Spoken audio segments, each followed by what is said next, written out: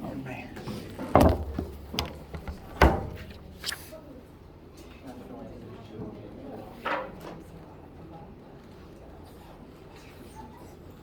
Morning, everybody. How you guys doing?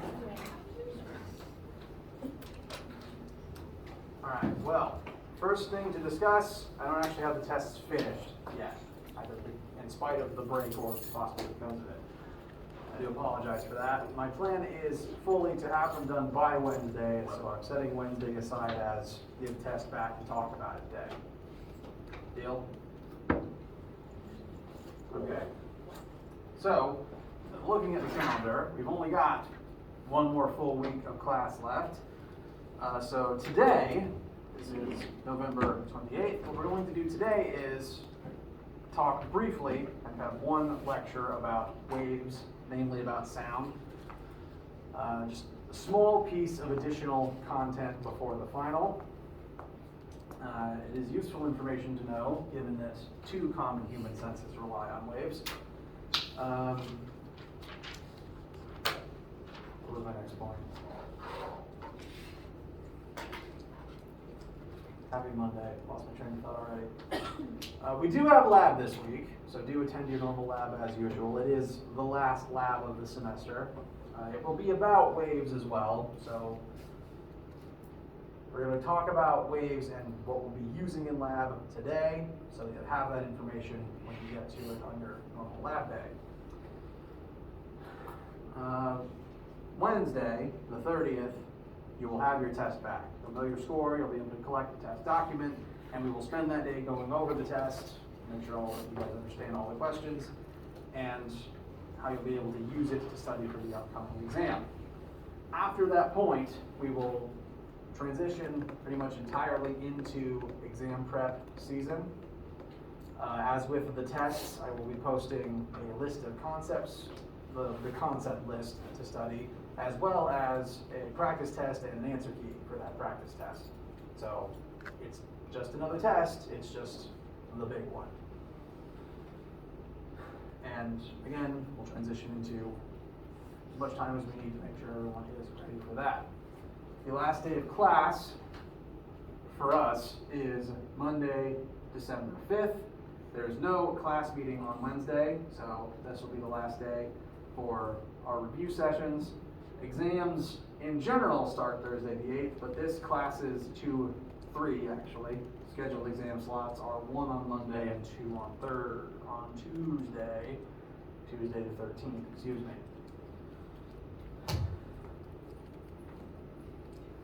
How you guys feel? Do you have study guides for the final yet?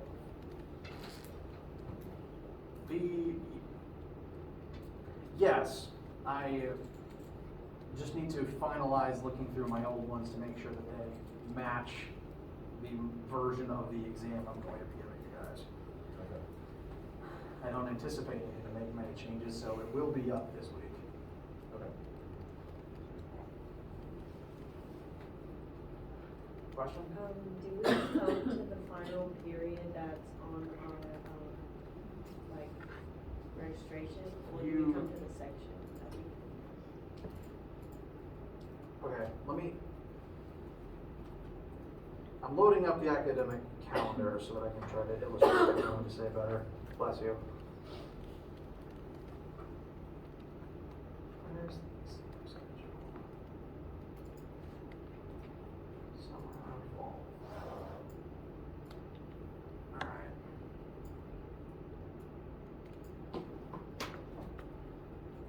So this is this semester's exam schedule. It's spread across 4 days, starting December 8th, Thursday, December 8th, and ending Tuesday, December 13th. I teach 3 sections of this class that are basically identical. So regardless of whichever one is listed on your registration, you can attend any of them because it's the same exam all 3 times. Those 3 sections are C period. So one of the exam slots is Monday at 8:30. The other 2, this one's E period that you're currently sitting in, so that's Thursday. Why do I keep saying Thursday when I mean Tuesday? Tuesday the 13th at 8:30 a.m. I also have an F period section, and that is 1:30 on the same day. It's the same exam each time, so you can choose which of the three to come to. And you don't really need to like schedule with me, like you can just decide.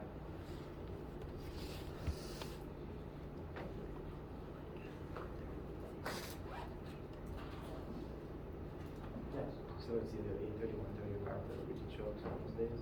No, it's 8:30 on Monday, and then separately 8:30 or 1:30 on Tuesday.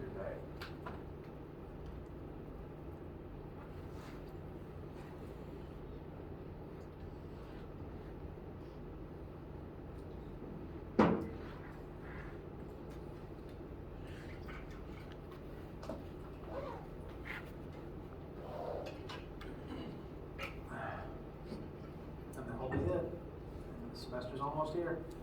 I think we've asked this question before, but is the final double the time since it's 2 tests, or is it the same amount of time to do the work as similar tests?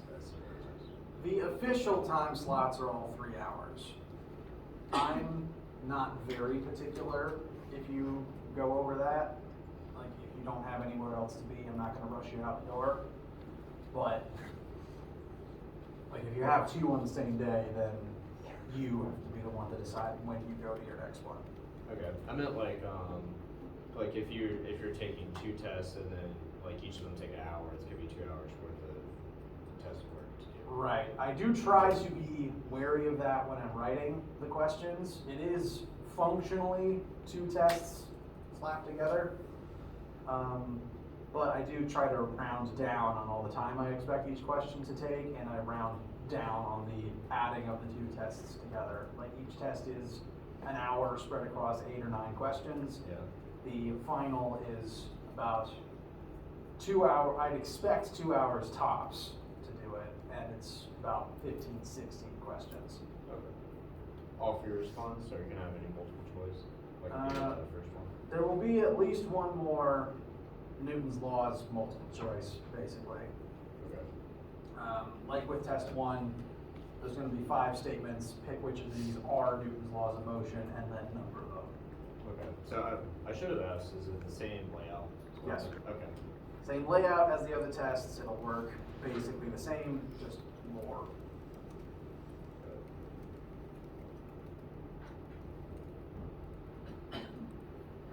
Tragically, it's kind of hard to do math questions over ScanRun.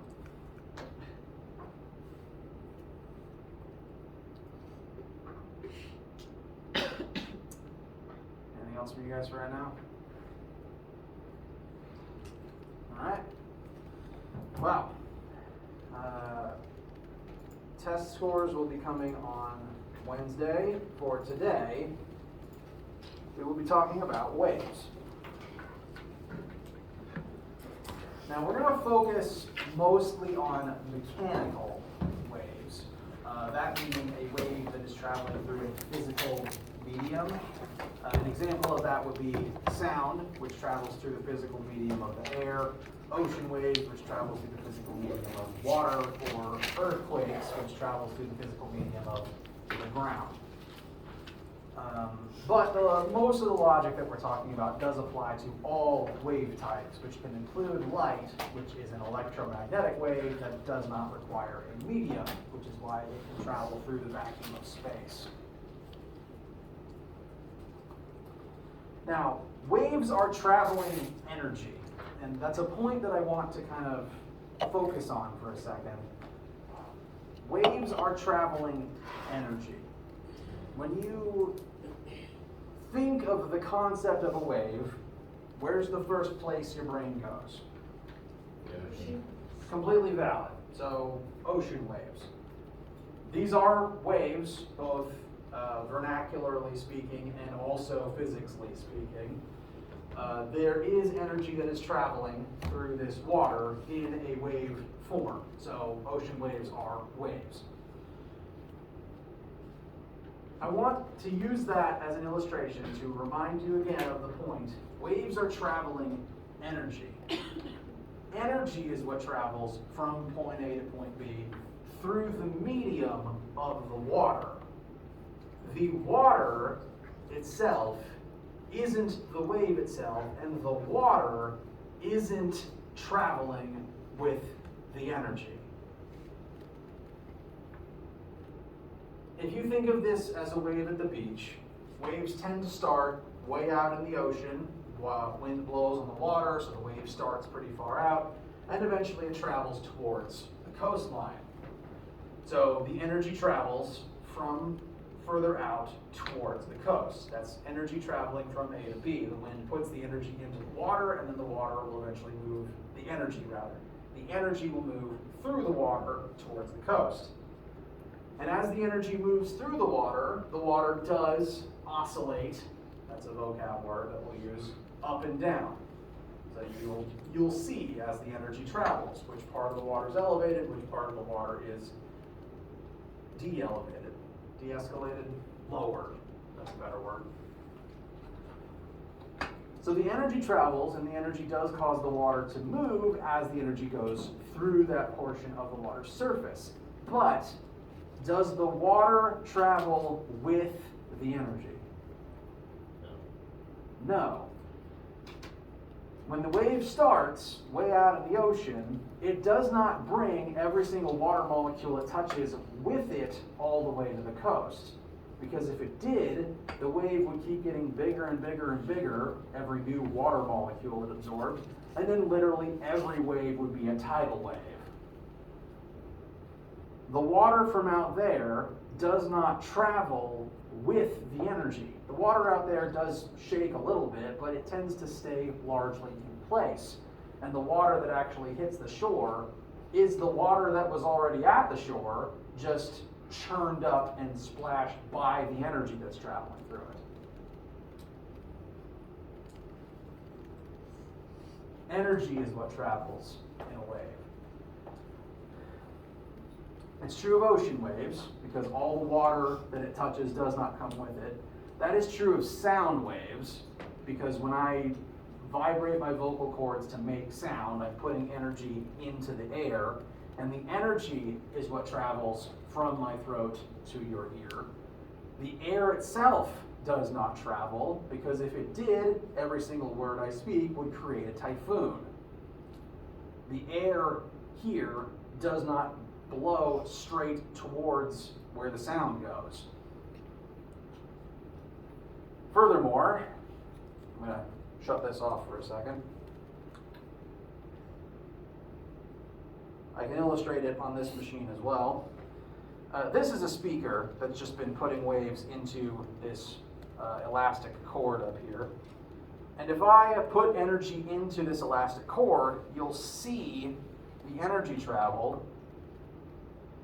But note, the physical part of the rope that I'm touching here doesn't actually go anywhere. This part of the string vibrates, but it doesn't travel down the length of the rope with the wave.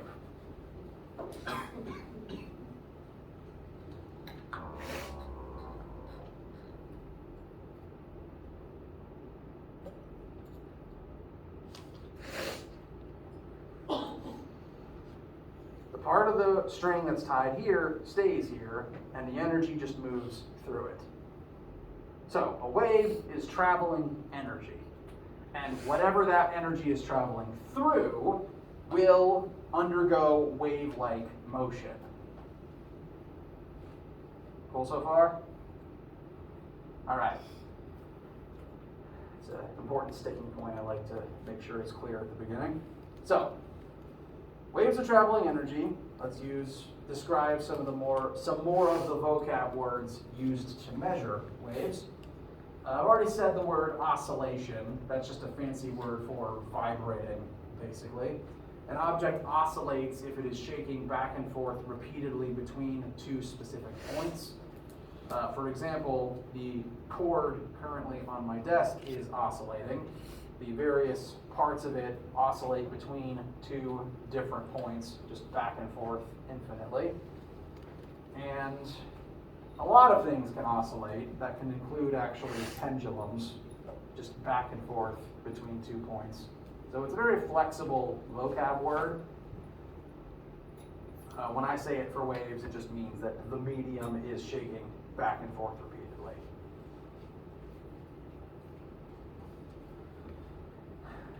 As we describe waves themselves, as we try to measure waves, there's a few different things we can measure and a few different vocab words to describe them.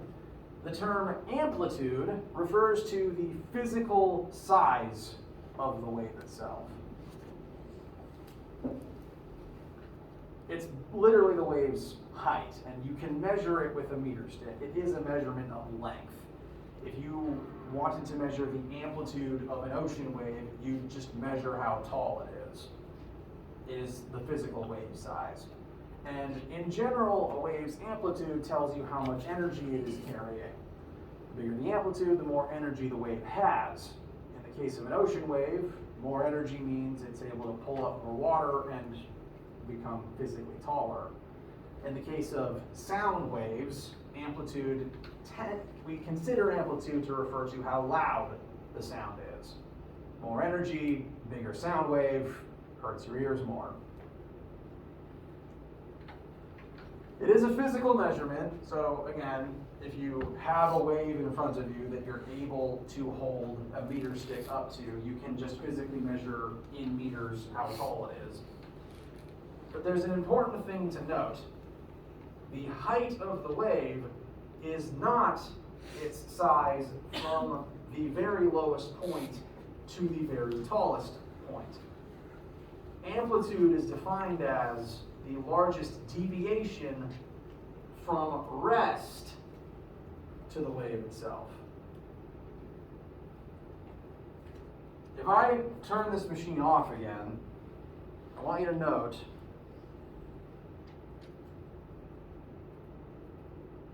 what the resting height of this rope is. I believe it comes up to about the lowest part of the cap on this expo marker. So that's the resting height. That's where it is when nothing's happening.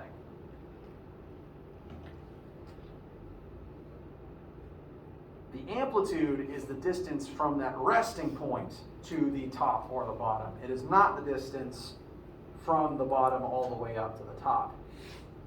So, whoops. Note again, we'll talk about why this is happening later. This spot right here isn't actually changing in height all that much. So this spot here is still at its resting point, basically. And the amplitude would be the difference in height from here to the top or from there to the bottom.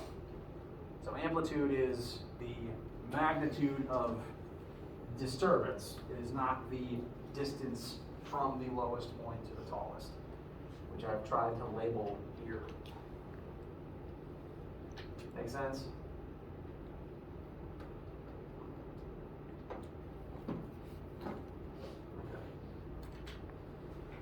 So amplitude is just physical size of the wave, references how much energy it tends to have. The other two primary ways that you can classify waves is with their frequency and their wavelength. I'm hoping that these are words you've at least heard in reference to waves before. I'd say frequency tends to come up more often in common vernacular. The definition of frequency is quite literally how often does an event occur. If one event happens every second, that is a frequency of 1 event per second, 1 hertz. If 2 events happen every second, if say something's happening twice as fast, that is a frequency of 2 hertz, 2 events every single second. If you were at the beach counting ocean waves as they pass you, if 1 wave passes every second, that's a frequency of 1 hertz. If 2 full waves pass every second, that's a frequency of 2 hertz. So a wave's frequency tells you how many waves are passing every single second. We do measure that in hertz. That is spelled H-E-R-T-Z, but it's abbreviated to just H-Z. And in reference to what you've probably heard it used for the most, I'm going to compare this to sound and light now. the frequency of sound determines what pitch you're hearing. Low frequencies correlate to low pitches, those are bass tones. High frequencies are high pitches, and that correlates to, I don't actually know the musical term for high notes other than high notes. Alto? Very high pitched noises that occasionally hurt your ears.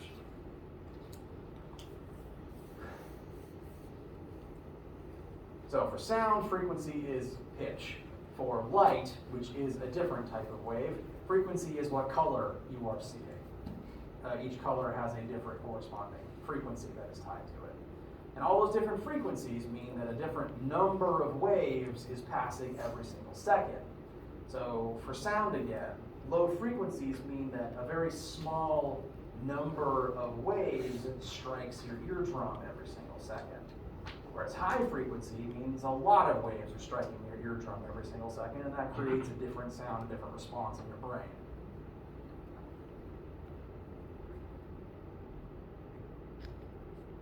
Questions so far?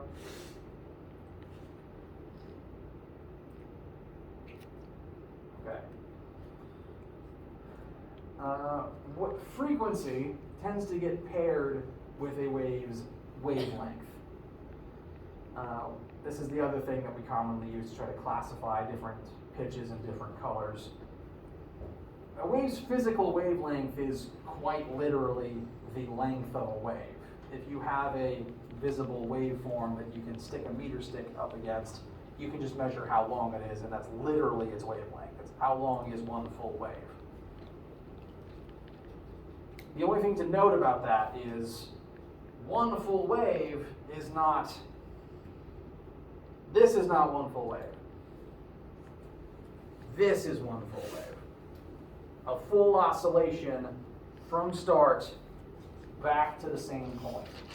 It's kind of hard to tell with this standing wave, but if I was to draw it out instead, where you can see part of it is rising and part of it is falling, whereas this is constantly switching back and forth rapidly. One full wavelength, one full complete cycle of this wave would be the distance from, if I was to start here, this rising edge all the way back to the same rising edge. This is one full wavelength, not this. Does that make sense? Think of it as the distance the wave needs to travel to make a full cycle through its entire oscillation. From rest, up, down, and back to rest.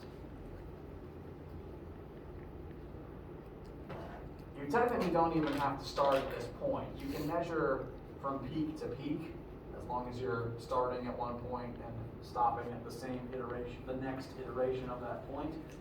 You can also measure from trough to trough. As long as it's from one point to the next iteration of that point, that is the wave's physical wavelength. So right now, the wave that's currently going on the desk here, the physical length of the rope is the wavelength of this particular wave. Whereas, if I double the frequency, this is two wavelengths. You can now see, I hope, see 4 visible crests and troughs.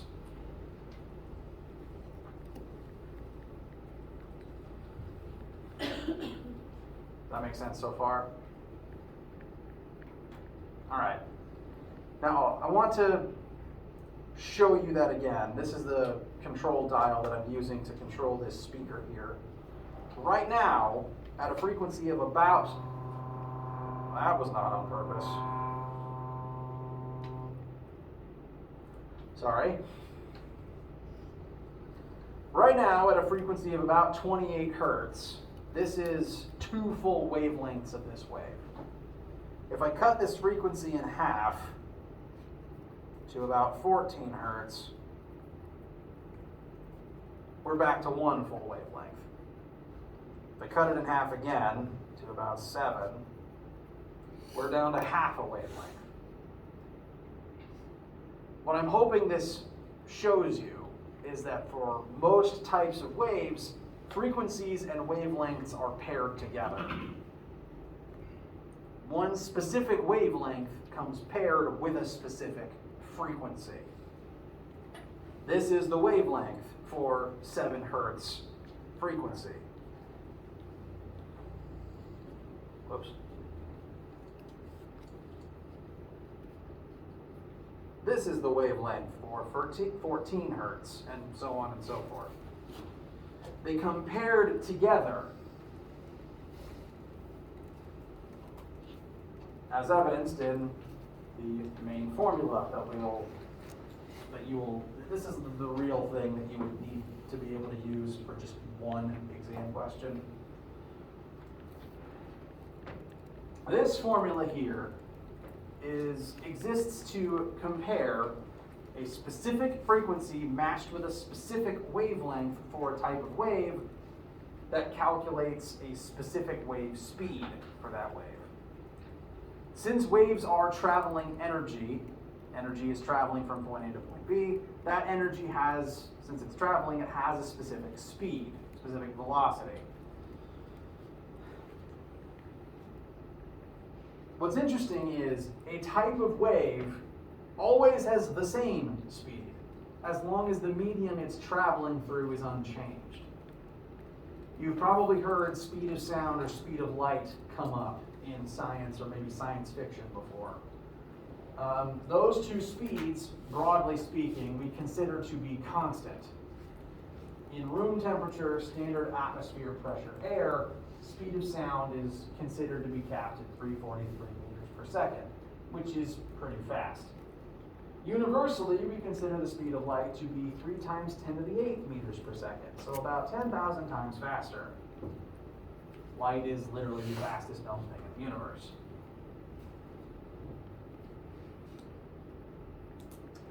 We, generally speaking, consider those to be constant as long as the type of wave and the type of medium is constant. So if you were to use this formula to, say, calculate wave speed, frequency, wavelength of sound waves would all travel at the same speed. So this velocity wouldn't change if you were calculating different waves as long as they were the same type of wave.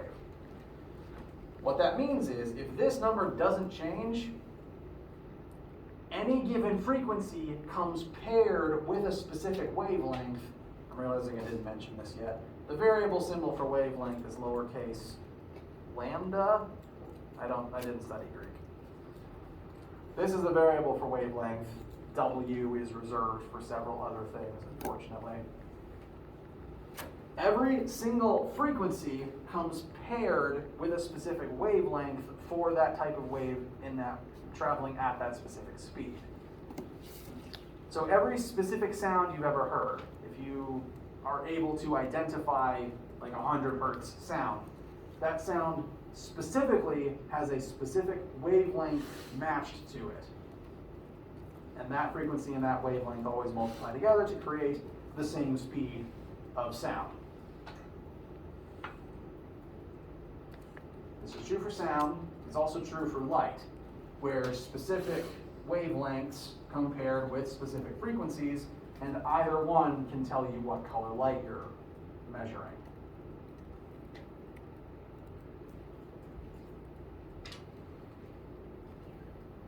So frequencies and wavelengths are paired as long as wave speed is constant.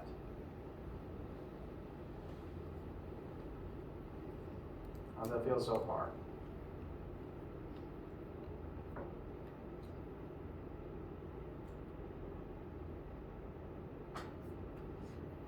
No objections yet. Let's briefly utilize this principle in a couple of quick sample questions. We've got 2 different wavelengths of sound here. We've got a 10 meter wavelength sound and a 1 times 10 to the negative 5th meter wavelength sound. One of those is a very big wavelength. The other is a very small wavelength. If we were to use this new formula, V equals wavelength times frequency,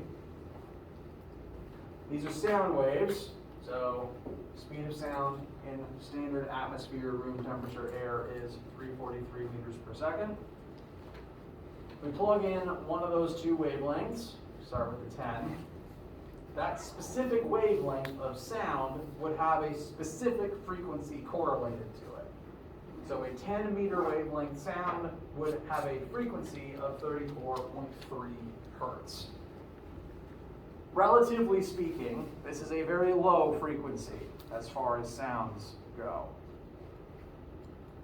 For a sense of scale, the lowest frequency of sound that a human has ever been clocked to hear is 20 hertz. So this is about the bottom of your possible hearing range.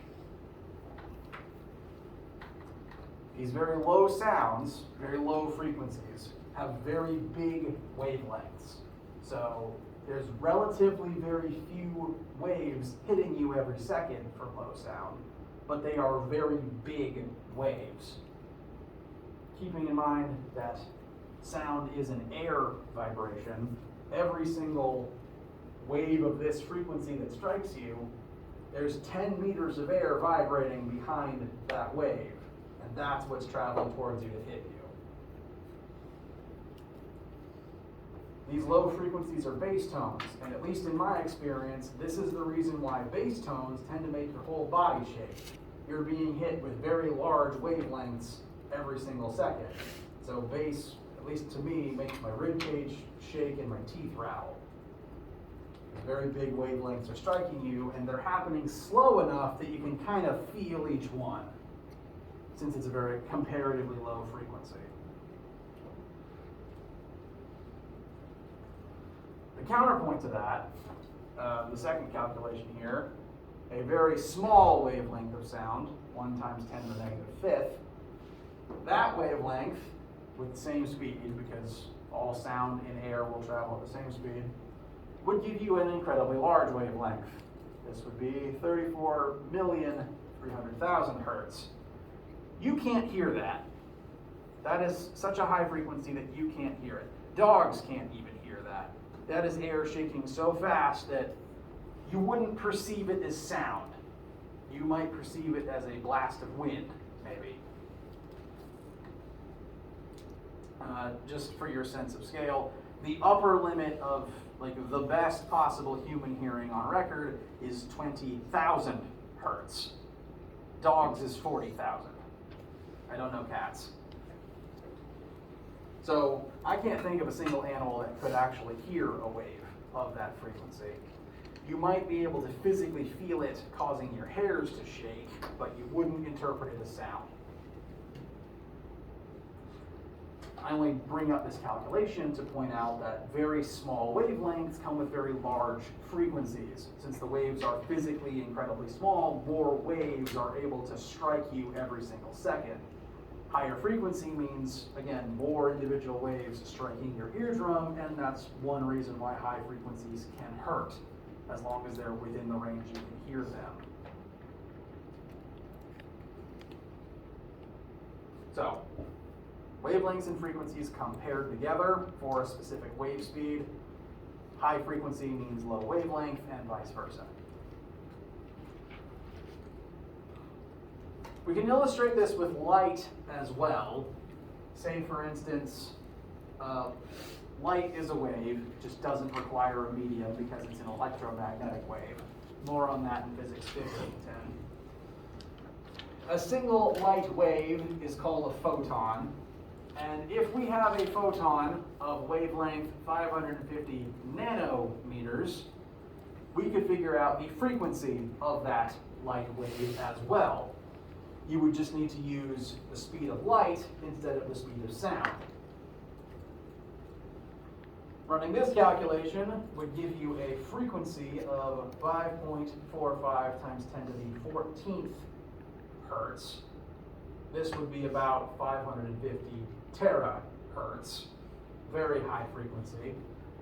Because light is so fast, it tends to have simultaneously pretty big wavelengths and incredibly big frequencies all at the same, very small wavelengths, incredibly tiny wavelengths and incredibly big frequencies Because the waves are so small and so fast, a lot of individual waves travel each second. But if you know the frequency or the wavelength, you can track what color spectrum it is a part of. 550 nanometers, also about 550 terahertz. This photon would be in the green spectrum. So if such a photon were to enter your eyeball, specific frequencies of light trigger specific cells within your eye, so that would trigger the green rods and or cones, I don't remember which one is color, and your brain would register green.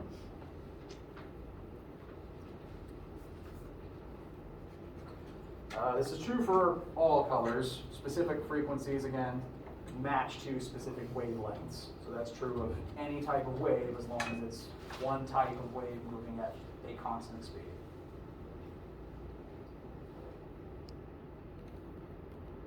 The questions about these two as quick practice. All right. The only other math I would expect you to be able to do for waves by the exam would be really just the old formula for velocity to talk about wave speed. The question currently on board refers to a trick that you can use to determine how far away a storm is from you. You hear a thunderclap 5 seconds after you see the lightning bolt. Have you observed at any point in your life, you see a lightning flash and then some number of seconds later, you hear the thunder after a lag? All right, that happens because of the extreme disparity between the speed of sound and light. Now, sound is still pretty fast, but light is just so much faster to the point that as far as the human brain is able to track, unless you're talking about like planetary distances, light may as well move instantaneously. As far out as you can see within Earth's atmosphere, light basically gets to your eye instantly compared to your brain's processing speed. Sound, though, over large distances can lag up to several seconds. So you can see something happen way before you hear it. It's the case with thunder. I've also seen some, like on various TV shows, cannon fire also suffer from this effect. And you can use that trick to figure out how far away the lightning bolt struck. If you assume that the light traveled basically instantly and count the number of seconds between seeing it compared to hearing it, that time is the time it took for the sound to travel some unknown distance. And we know what the speed of sound is. So velocity equals displacement over time. We can solve for the displacement that the sound traveled in that amount of time. If memory serves, this comes out to about 1,700 meters. And so you can use this trick to comparatively see how far away from you a lightning strike and the storm that created it is.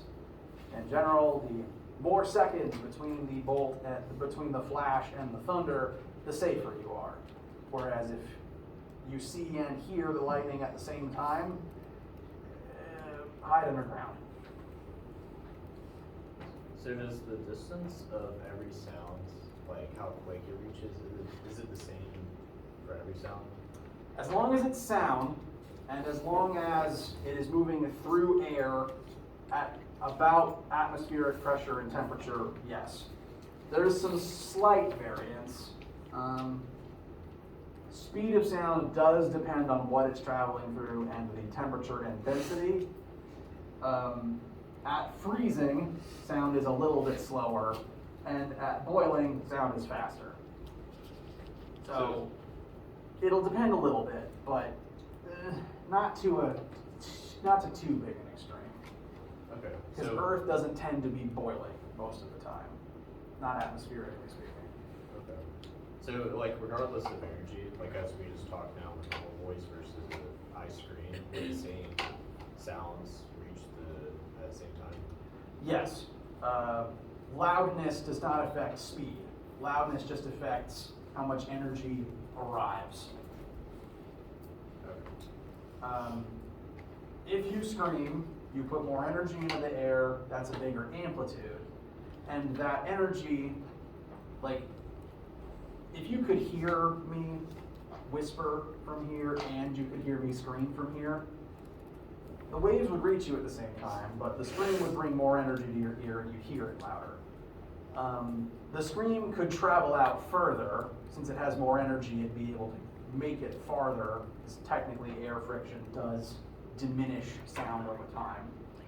So the whisper could only be heard to maybe the back end of the room, whereas the scream could be heard on the other end of the building.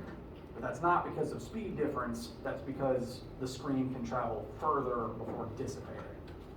So does energy affect frequency or amplitude only? Amplitude only. And the, I can scream and whisper at the same frequency and wavelength. Technically. I don't have the muscle memory for it, but I could. Oh, okay, a speaker is a good example. Because if I'm playing a constant frequency out of a speaker, I can adjust the volume. Frequency doesn't change, but only the amplitude does.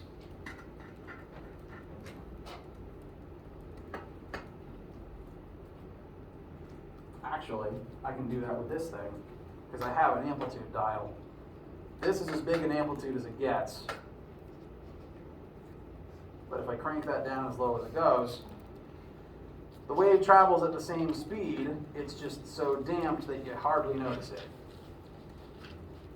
Same with sound. Lower sounds just get imperceptible the further you go from them, but the sound still travels at the same speed. Screaming does not get the message there any faster. It just gets it clearer. Bless you. so I guess it's the same thing with light, right? Like you have a dim bulb and then a super bright bulb, will arrive at the same time, but it changes some amplitude. Correct. Okay. So does this like law go across every type of wave? Yes. Okay. Yes, it does. In the case of light, I would compare it to stars versus light pollution. Because if you're out in the middle of nowhere, you can see stars that you can't see in the city. The light from those faint stars is still traveling to you at the same time, it's just it's being drowned out by all the noise, the light noise from the city itself. That's like how a whisper fades quicker than a scream does. It's still the same wave at the same speed, it's just harder to pick out because there's less amplitude.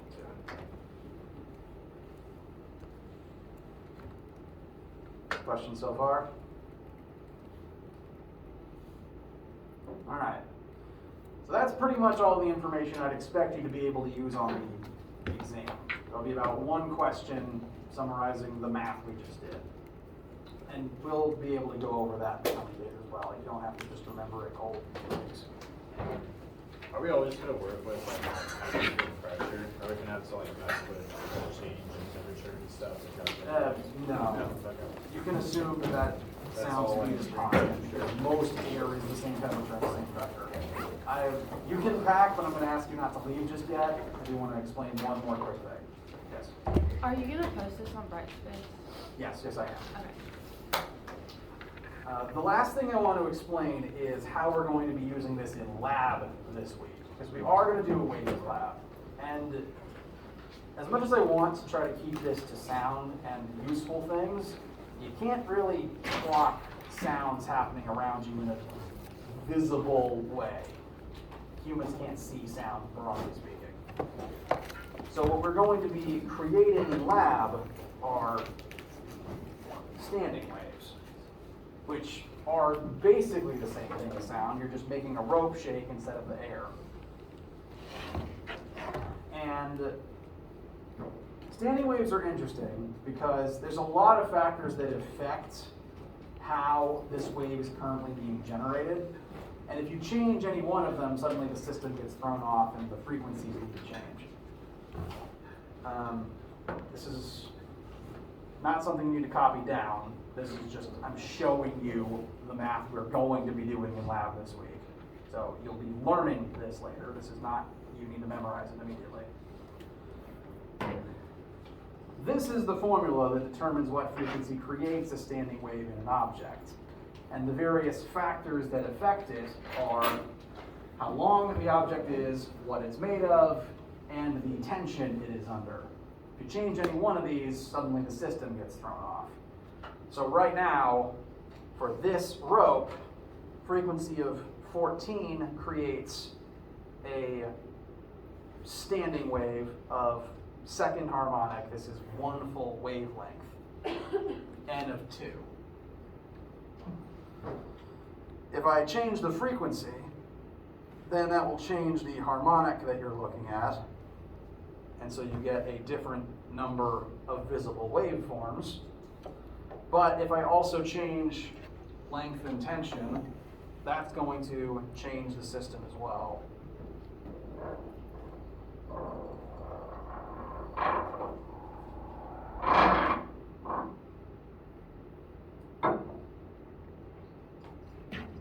And then it loses all tension. But suddenly the same frequency doesn't create the same effect if you adjust those variables. This is true for basically any wave you perceive. The properties of what it's traveling through affect how things turn out. In the case of sound, whether it's traveling through air or not affects how things will pan out. Sound can travel through liquids and solids. The human ear just isn't designed to hear them that way. And the length and tension can affect the specific frequencies that one object will vibrate at. And this is most relevant in music, because there are several instruments that utilize strings under tension to shake at specific frequencies to make specific sounds. So in lab, we will be applying this frequency to various strings, seeing what frequencies they vibrate at, and comparing that to violins and pianos. Questions? All right. Let me know if you guys need anything as we move into exam season, and have a good day.